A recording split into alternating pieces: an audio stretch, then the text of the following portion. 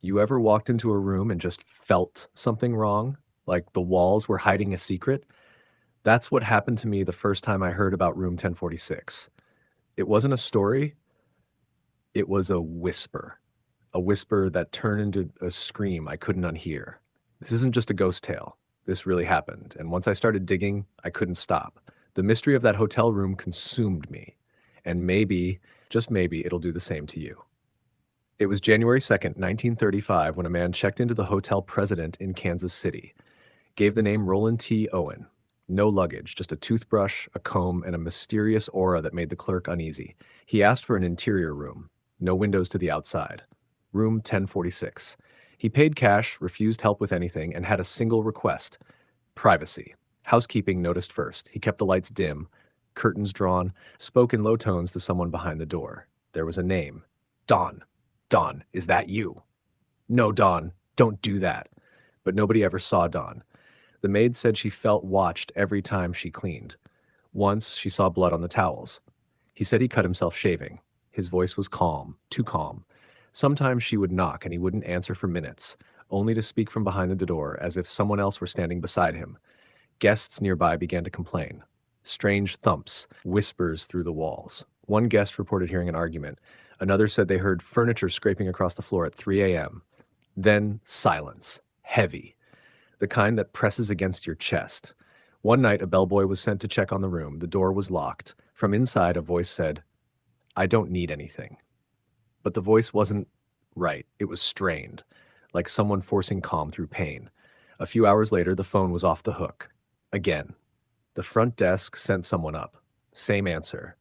But this time, the voice sounded weaker. January 4th, housekeeping tried to enter room 1046 again.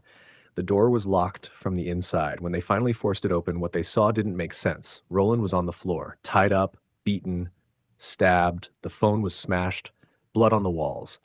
But here's the kicker. He was alive. Barely. When the cops asked what happened, he whispered, "No one did this. I fell."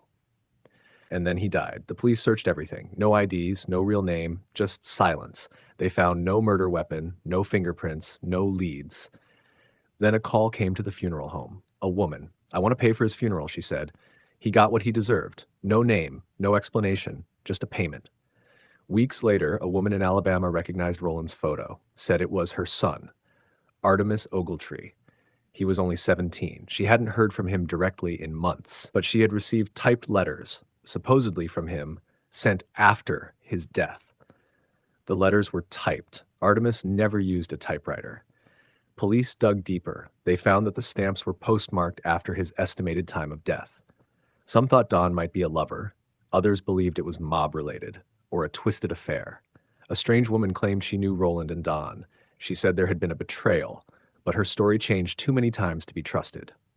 Online sleuths in modern times uncovered strange notes in archived newspapers suggesting connections to an underground boxing ring, or worse, human trafficking. But nothing ever stuck. To this day, room 1046 holds its secrets. No one knows who Don was or who killed Roland, Artemis. Some say the room's cursed. Others say it was a hit gone wrong.